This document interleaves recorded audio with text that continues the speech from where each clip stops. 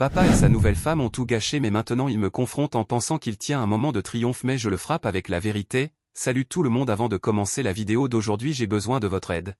On a remarqué que la chaîne perd un peu de vitesse et s'abonner est l'un des meilleurs moyens de nous soutenir. C'est rapide, gratuit et cela nous aide à continuer de vous offrir du contenu génial. Votre soutien signifie tout pour nous, faisons grandir cette chaîne ensemble. Merci beaucoup. Maintenant commençons la vidéo. Salut les gars, j'ai besoin de sortir ça de ma poitrine. Ça fait des années que ça monte, j'ai 24 ans, ma mère est morte il y a 4 ans, j'en avais 20, mes frères et sœurs étaient encore des enfants, mon frère avait 12 ans, mes sœurs 9 et 10, nous vivions tous ensemble dans une petite maison en location que ma mère arrivait d'une façon ou d'une autre à faire ressembler à un palais.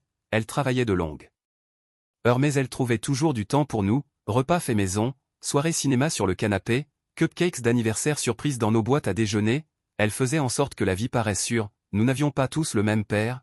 Le mien est parti juste après ma naissance et n'a jamais voulu avoir quoi que ce soit à faire avec moi. Ma mère me l'a dit clairement, sans détour, mais elle ne m'a jamais fait sentir que je manquais de quelque chose. Je connaissais la vérité. Toute sa famille aussi, mais mes frères et sœurs eux, ils avaient leur père dans leur vie. C'est là que les premières fissures sont apparues. Leur père et moi ne nous sommes jamais entendus. Je veux dire qu'il n'a jamais essayé. C'était toujours poli mais froid. On pouvait voir que j'étais son enfant à elle et qu'eux étaient les siens. Je disais quelque chose et il à peine me répondait.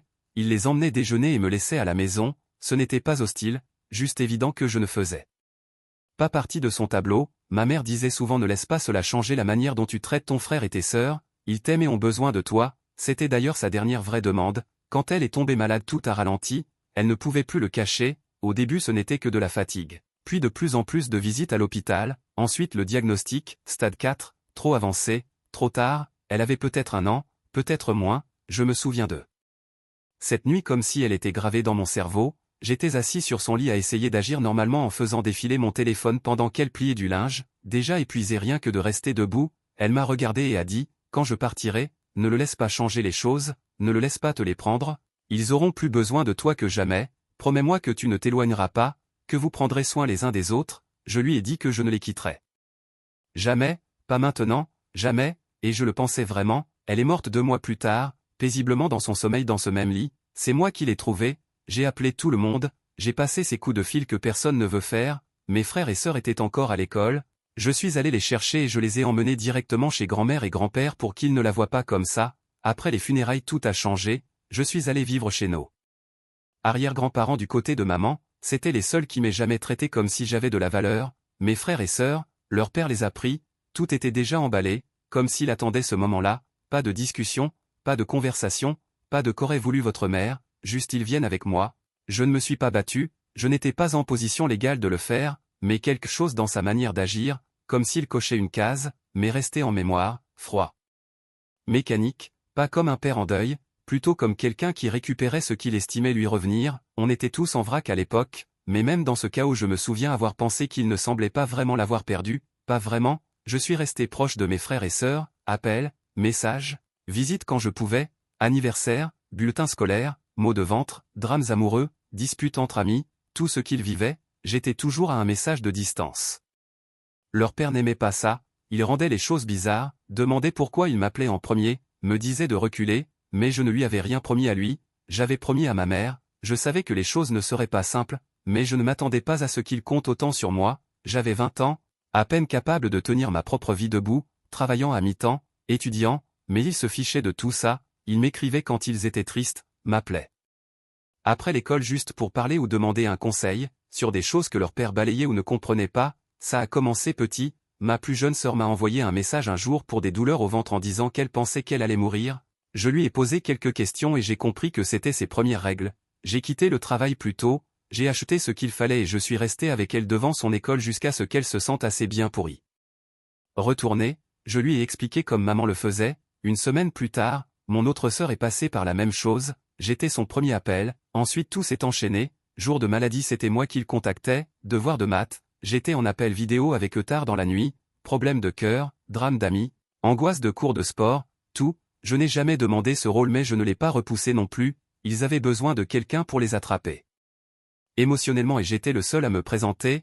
À la longue ce n'était plus seulement les petites choses, ils ont commencé à demander si je pouvais venir aux réunions parents-prof. Est-ce que tu peux venir? Je ne pouvais pas officiellement mais j'ai commencé à écrire aux professeurs, les aider à organiser leurs devoirs, corriger leurs dissertations, les pousser à s'inscrire à des clubs ou des sports, ils m'appelaient quand ils avaient peur, quand ils se sentaient seuls, et la vérité c'est que j'adorais ça, pas leur souffrance, mais le fait qu'ils me fassent confiance, qu'ils se sentent en sécurité avec moi. Leur père, lui, il n'aimait rien de tout ça. Au début il faisait semblant que ça ne comptait pas, mais ensuite il est devenu de plus en plus étrange, remarques passives agressives. Des choses comme ils doivent arrêter de t'embêter pour chaque petite chose où tu les rends trop dépendants de toi. Une fois mon frère lui a dit que je l'avais aidé à traverser une mauvaise passe à cause d'une mauvaise note et leur père a rétorqué je suis leur père, ils vivent sous mon toit, s'ils ont besoin de quelque chose ils peuvent venir me voir, mais ils ne le faisaient pas et ils le savaient.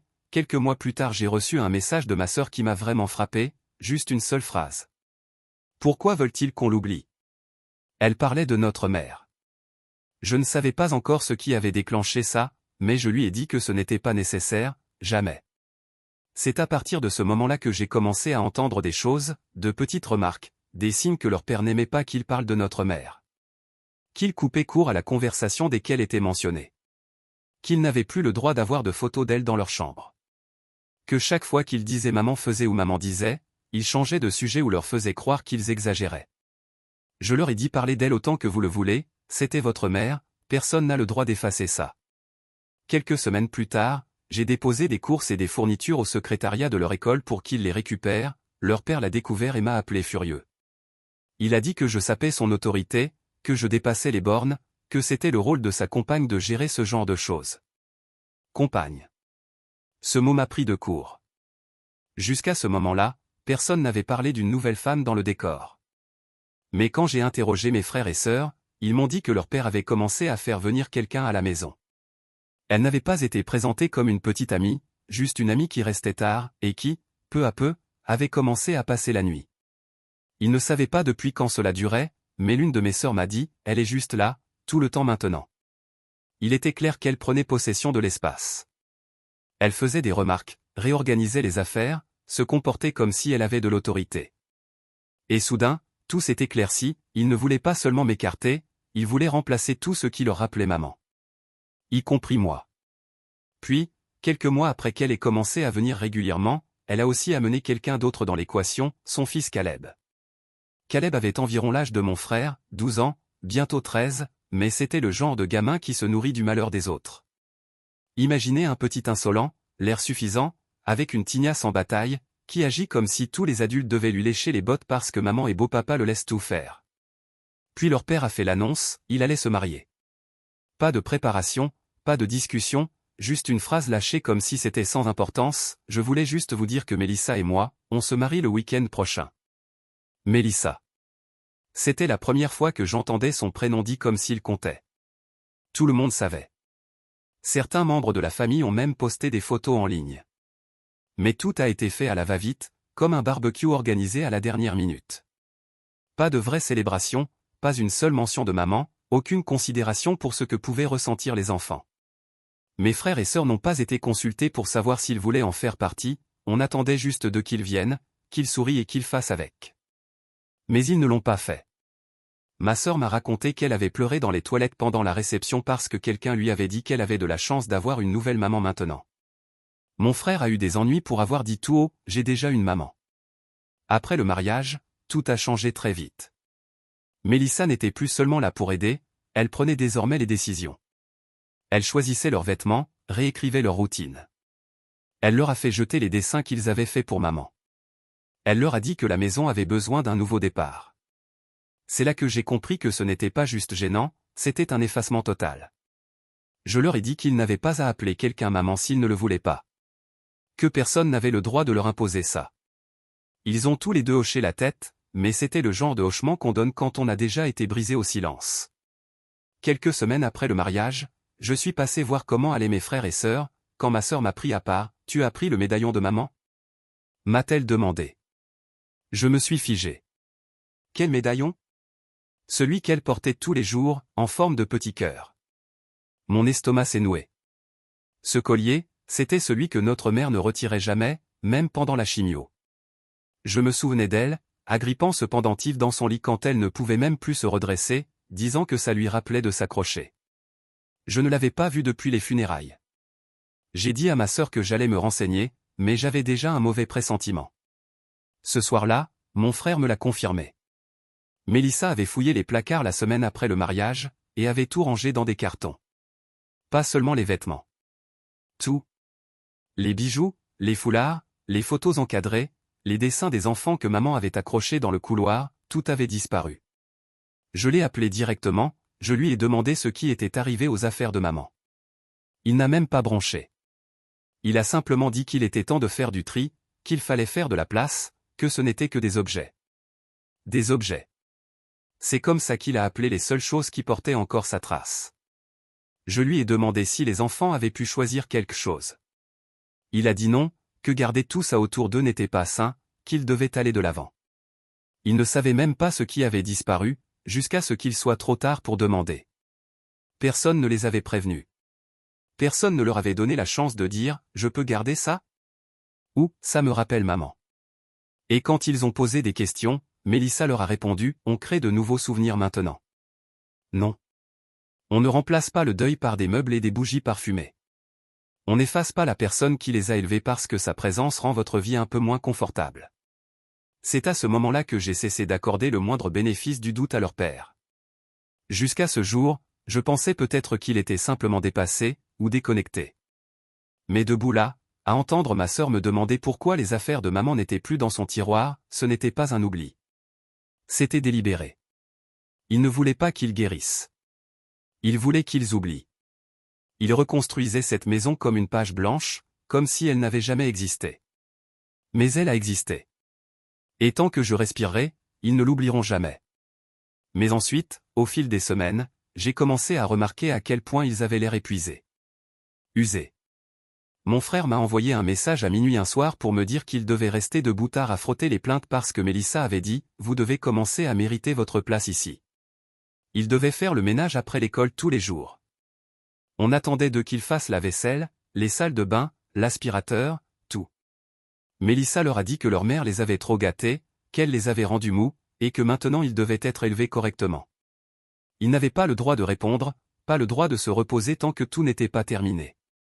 S'ils pleuraient ou se plaignaient. Elle les a traités d'ingrats, a dit que leur vraie mère les avait rendus faibles et qu'elle allait corriger cela. J'ai commencé à sauvegarder des captures d'écran, des textos, des messages vocaux. Je leur ai dit d'écrire les choses, l'heure, la date, les mots exacts. Pas parce que j'avais un plan précis à ce moment-là, mais parce que je sentais quelque chose monter, quelque chose qui allait exploser. Puis un jour, ma plus jeune sœur a craqué. Elle est arrivée chez grand-mère sans prévenir, est entrée directement dans la cuisine, a posé sa tête sur la table et a dit « Je ne veux pas y retourner ». Elle avait une marque rouge sur le poignet, là où Mélissa l'avait attrapée trop fort la veille. J'ai pris une photo. Mon frère est arrivé plus tard dans la soirée.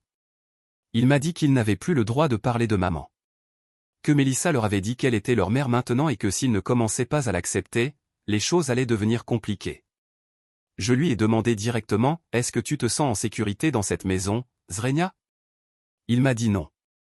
Ce n'était pas une scène dramatique, pas de grandes larmes, pas de cris.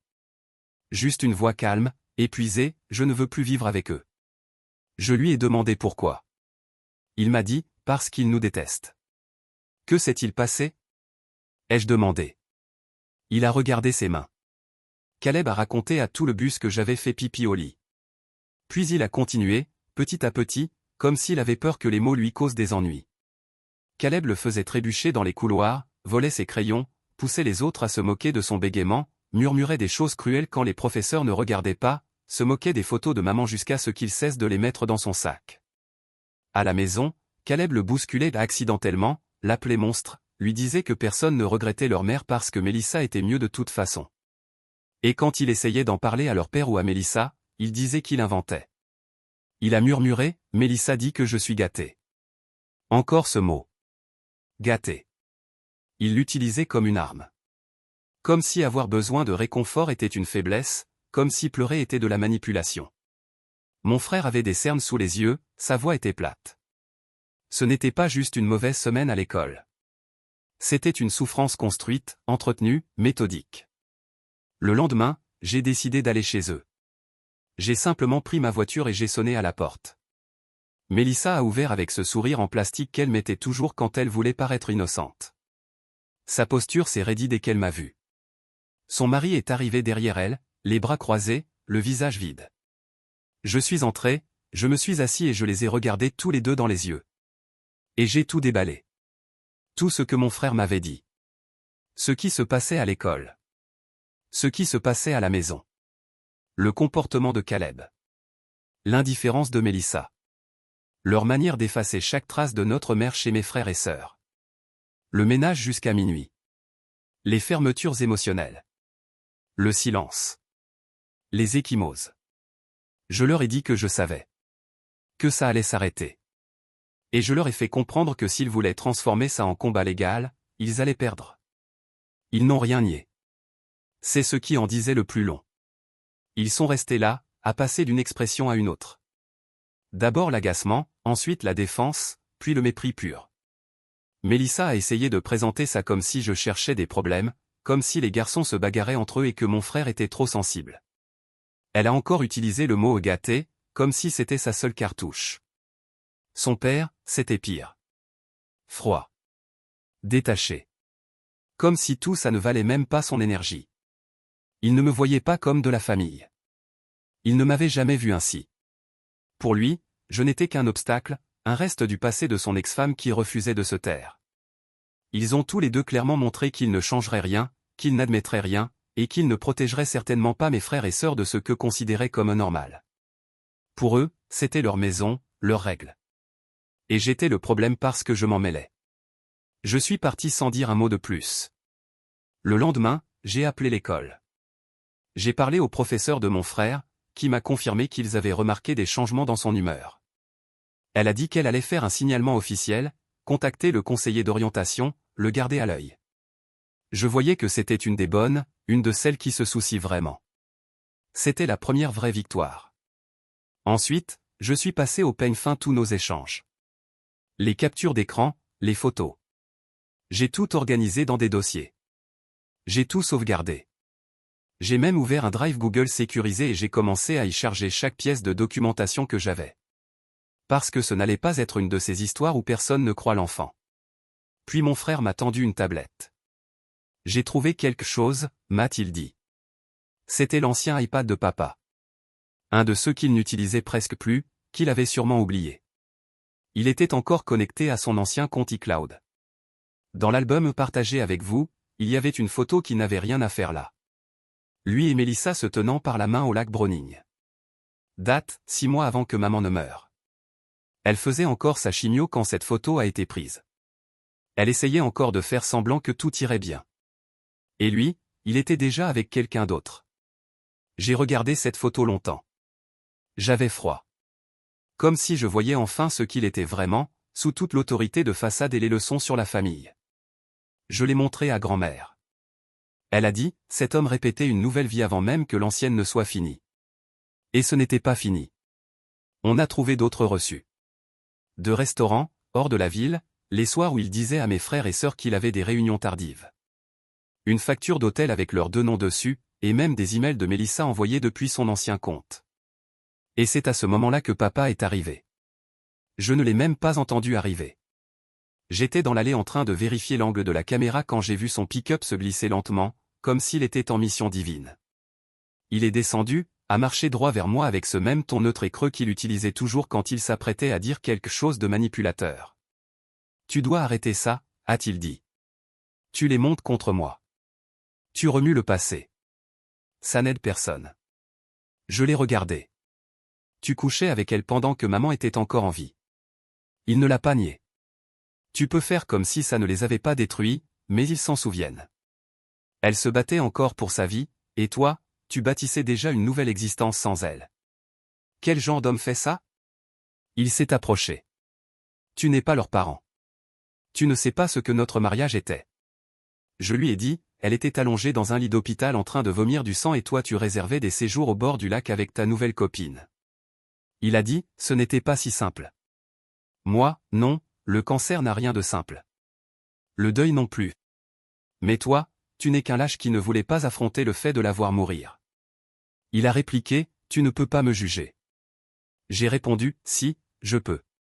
Parce que pendant qu'elle se battait pour rester en vie pour ses enfants, toi tu étais déjà parti, émotionnellement et physiquement. Et maintenant tu es en colère parce qu'ils le ressentent. Lui, je suis toujours leur père. Moi, alors agis comme tel. J'ai le droit de te demander quel genre de père tu es quand aucun de tes enfants ne vient te voir quand ils ont peur, quand ils sont malades, ou quand ils souffrent. Il avait l'air d'avoir envie de crier. Mais il ne l'a pas fait. À la place, il a tenté ce qu'il fait toujours, retourner la situation pour me faire passer pour le méchant. Je t'ai laissé les voir. Je t'ai donné de l'espace. Et tu t'en sers pour les monter contre leur propre sang. J'ai ri. Les monter contre toi? Ils ont tout vu eux-mêmes. Le ménage, les cris, la manière dont elle leur faisait l'appeler maman. Tu crois que ça vient de moi? Je me suis approché et j'ai baissé la voix. Tu peux hurler sur ton autorité parentale autant que tu veux, mais que dit cela de toi quand tes propres enfants doivent nous faire passer en douce des preuves de maltraitance parce qu'ils ne te font pas confiance pour les protéger? Il n'a rien répondu. Tu veux faire comme si j'étais le problème, très bien. Mais un jour, tu vas te réveiller et réaliser que tes enfants ne t'appellent plus, ne viennent plus te voir. Et ce ne sera pas à cause de moi. Ce sera parce que quand ils avaient besoin d'un père, tu étais trop occupé à défendre la femme qui leur faisait du mal. Il a reculé. Tu crois que tu as gagné? Ce n'est pas fini. J'ai pointé la porte. Non, ce n'est pas fini. Et c'est justement ça, la partie qui devrait t'inquiéter. Il a quitté l'allée sans un mot de plus. Cette nuit-là, nous avons finalisé la requête avec notre avocate. Les preuves étaient solides. Les enfants étaient prêts. Et le lendemain matin, la demande de garde d'urgence a été approuvée. Et je croyais que les choses étaient déjà allées trop loin. Je pensais avoir vu Mélissa à son pire. Je me trompais. Tout a commencé par un message de la prof de mon frère. Je l'avais rencontrée une fois. Son message était court, « Bonjour, ici Madame Patel. Je voulais juste vous dire que j'ai déposé un signalement auprès des services de protection de l'enfance aujourd'hui. Vous allez peut-être être contacté prochainement. » Je suis resté à fixer l'écran longtemps. Mon estomac s'est tordu parce que je savais. Ce qui s'était passé ce jour-là avait enfin franchi la ligne. J'ai appelé mon frère, sa voix était calme, elle s'est énervée, j'ai renversé des céréales. Elle a lancé le porte-serviette. Apparemment, Mélissa hurlait toute la matinée, lui reprochait d'avoir sali la maison alors que sa sœur venait lui rendre visite. Il a répondu quelque chose, rien de méchant, juste une remarque fatiguée. Et c'était suffisant. Elle a attrapé la première chose à portée de main et l'a lancée. Ça l'a touché à la mâchoire. Il n'a pas pleuré. Il a juste nettoyé et est allé à l'école. Mais la marque était visible. Une conseillère l'a vue, l'a pris à part. Il n'a même pas tenté de mentir. Il a dit la vérité, c'était Mélissa. Elle s'est énervée. Et ça a déclenché toute une réaction en chaîne. À la fin de la journée, les services de protection de l'enfance avaient été contactés. Signalement obligatoire. L'école a suivi chaque protocole. Et ça ne s'est pas arrêté avec lui. Ils ont aussi interrogé mes sœurs. Ma plus jeune a craqué. Elle leur a dit que Mélissa lui avait serré le bras si fort la semaine précédente qu'elle en avait eu un bleu. Elle leur a dit qu'elle n'avait plus le droit d'avoir de photos de maman sur ses murs. Elle leur a dit qu'elle avait peur de rentrer à la maison après l'école. Elles ont dit la vérité. Toute la vérité. Le lendemain, j'ai reçu l'appel. Les services de protection de l'enfance voulaient me parler. Ils avaient déjà visité la maison. Mélissa avait ouvert la porte avec sa fausse chaleur habituelle, offrant du café comme si c'était une visite immobilière et non un contrôle de sécurité pour enfants. Mon père a joué l'ignorant, je ne sais pas de quoi il s'agit. Mes enfants sont heureux. Ça doit être un malentendu. Mais l'enquêtrice avait déjà vu ce genre de scénario. Elle a dit que les enfants avaient l'air tendus, que leur langage corporel ne correspondait pas à leurs mots. Et quand elle a posé des questions sur la discipline, Mélissa a plaisanté sur l'éducation à l'ancienne. Et c'est à ce moment-là que je lui ai remis tout ce que j'avais. Les captures d'écran, les messages vocaux, les photos des ecchymoses, un dossier Google Drive avec chaque fragment de preuve que j'avais accumulé au cours de l'année écoulée. Puis je lui ai raconté la vérité. Les textos reçus tard dans la nuit, les crises d'angoisse, le nettoyage des salles de bain jusqu'à minuit pendant que Mélissa buvait du vin devant Netflix, comment ma sœur avait été traitée de « garce gâtée » parce qu'elle avait demandé à voir ses amis après ses devoirs, comment il n'avait plus le droit de prononcer le mot maman. Elle a tout écouté. Elle a posé des questions. Elle a pris des notes. Plus tard ce soir-là, mon frère m'a rappelé. Il m'a dit que Mélissa était furieuse après la visite des services sociaux. Elle l'avait accusé de mentir, dit que c'était moi qui le manipulais, que j'essayais de briser la famille. Il avait simplement hoché la tête jusqu'à ce qu'elle quitte la pièce. Je lui ai dit qu'il avait bien fait. Ce soir-là, je lui ai donné l'ancien téléphone prépayé que je gardais caché chez grand-mère. Je lui ai dit de le garder secret, de ne l'utiliser que quand ce serait sûr. Il l'a remis à ma sœur en lui disant, si elle recommence à crier, enregistre. Le lendemain, il l'avait sur bande. En train de hurler, les traitant de paresseux, de pathétiques, de stupides. Disant que leur vraie mère les avait trop dorlotés, les avait rendus faibles, et qu'elle devait réparer ça. Ces mots, enregistrés et sauvegardés. Nous avons envoyé cela aux services sociaux également. Une semaine plus tard, ils sont revenus au domicile. Soudain, Mélissa n'était pas là. Mon père, cette fois, avait l'air plus paniqué. Il a tenté de raconter une nouvelle version, que je l'ai montée contre lui, que j'étais jaloux depuis toujours, que je ne l'avais jamais accepté. L'enquêtrice a répondu, les enfants ne parlent pas comme s'ils avaient été coachés. Ils parlent comme s'ils essayaient de survivre. Elle voyait clair. Et alors tout s'est accéléré. Les services sociaux ont ouvert une enquête officielle. Ont déclaré que l'environnement était émotionnellement instable et physiquement dangereux. Ils ont planifié des entretiens avec un psychologue familial, une visite surprise à domicile, et ont directement contacté mon avocate. Ce n'était plus seulement moi qui me battais pour eux. Maintenant, le système les observait. La garde d'urgence est devenue permanente. Cela ne s'est pas fait du jour au lendemain, rien ne se fait vite au tribunal de la famille, mais au bout de 2 mois d'audience, d'inspection du domicile, d'évaluation psychologique et de plus de preuves que je n'aurais jamais voulu accumuler, le juge a été clair, les enfants ne retourneraient pas là-bas. Mélissa n'est jamais revenue après la première audience. Elle a disparu du processus comme si elle pensait que tout s'effondrerait sans elle pour se défendre. Elle a sous-estimé les dégâts qu'elle avait déjà causés. Leur père a essayé plus fort. Il a déposé des objections, tenté de nous faire passer pour des manipulateurs, incompétents, trop jeunes, trop vieux, trop impliqués, pas assez impliqués. Rien n'a tenu. Chaque fois que la cour demandait aux enfants chez qui ils se sentaient en sécurité, en qui ils avaient confiance, ils me désignaient. Moi, et grand-mère. À chaque fois. La psychologue désignée par le tribunal a tout réduit à 3 phrases. Elle s'est levée, a lu ses notes, et a dit, les enfants présentent des signes classiques de suppression émotionnelle prolongée, de conditionnement comportemental basé sur la peur, et de deuil non résolu, aggravé par une invalidation constante au sein du foyer. Ils ne parlent pas comme s'ils avaient été influencés. Ils parlent comme s'ils attendaient d'être entendus. Et après l'ouverture du dossier officiel, les services sociaux ont parlé à tout le monde. Pas seulement aux frères et sœurs, pas seulement aux adultes. Même Caleb a été convoqué. Le harcèlement n'était pas seulement cruel, il était stratégique. Caleb ne se contentait pas de taquiner ou de se moquer, il montait méthodiquement les autres enfants contre mon frère, mentait au professeur à son sujet, volait des objets et l'en accusait, répandait des rumeurs qui faisaient de lui une cible en classe. Et Mélissa? Elle soutenait tout ça. Disait que c'était juste des garçons qui chahutaient, tout en l'encourageant en privé. Une fois que l'école a eu le nom de Caleb dans ses dossiers, ils ont creusé aussi. Une conseillère d'orientation a confirmé que d'autres élèves s'étaient plaints de son comportement. Ce n'était pas que mon frère. Caleb avait un schéma. Un dossier rempli d'avertissements ignorés, parce que Mélissa débarquait toujours, s'arrangeait pour que tout paraisse bénin, comme si c'était une vente de gâteaux de l'association de parents d'élèves. Mais cette fois, elle ne pouvait rien lisser. Une fois le harcèlement documenté et les résultats soumis par l'école, Caleb a reçu une sanction disciplinaire, suivi psychologique obligatoire, temps social surveillé. Et après la décision du tribunal, les enfants ont été retirés du foyer. La conseillère d'orientation a averti Mélissa par écrit, Caleb était devenu un risque. C'était terminé. Le juge a accordé la garde légale et physique complète à moi et à grand-mère. Aucun droit de visite pour Mélissa. Des visites supervisées uniquement si leur père en faisait la demande et passait une évaluation psychologique.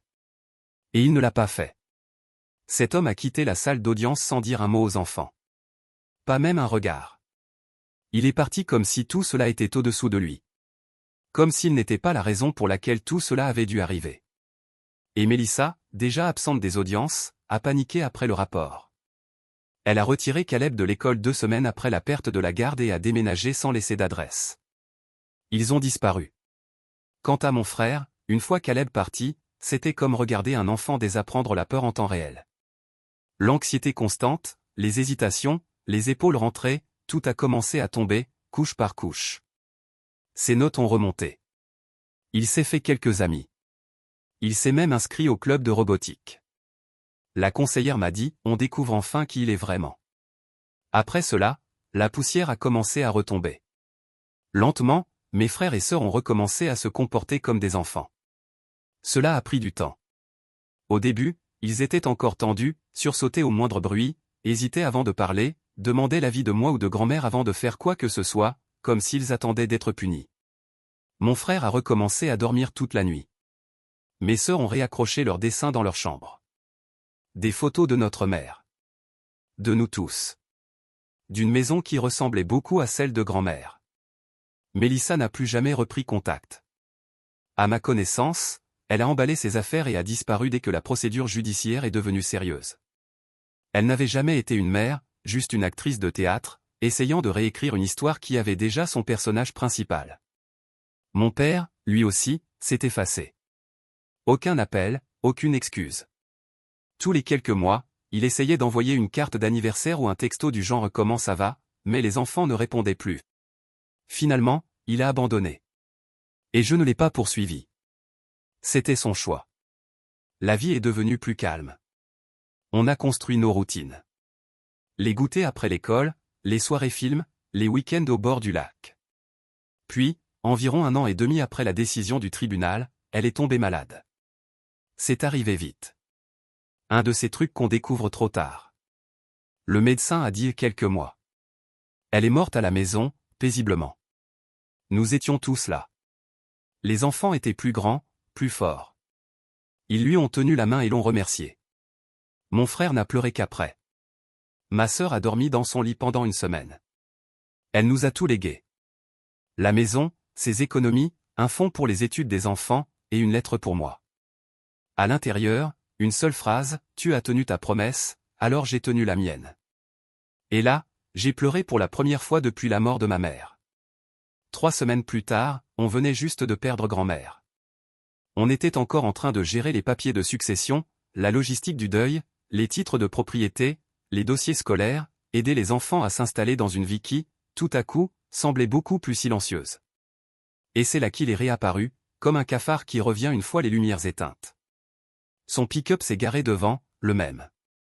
Les mêmes yeux vides, le même faux air inquiet plaqué sur le visage comme un masque trop étroit. Il est descendu, tenant une pochette cartonnée, comme si ça lui donnait une quelconque autorité. « J'ai appris pour votre grand-mère », a-t-il dit. Je n'ai rien répondu. « C'est une perte difficile », a-t-il ajouté, jetant un œil à la maison. Puis il est allé droit au but, sans honte, « Je pense que ce serait bien pour les enfants de rester avec moi maintenant. Cette maison est grande, probablement trop pour toi. Je sais qu'ils ont reçu quelque chose dans le testament, ce serait peut-être mieux de transférer la responsabilité à quelqu'un avec plus d'expérience. » Je vous jure, j'ai cru que c'était une blague. J'ai littéralement regardé autour de moi, comme si on me faisait une caméra cachée, avec des micros planqués dans les buissons. Tu veux la garde et le contrôle de leur héritage. Non, pas le contrôle. Écoute, tu n'es pas leur père, d'accord ? Tu as fait ce que tu pouvais, mais maintenant, il est temps qu'ils aient une vraie structure familiale. De la stabilité. De l'autorité. Il a réellement dit structure familiale réelle. Comme si grand-mère n'était pas morte en les protégeant. Comme si je les avais juste gardés au lieu de les élever.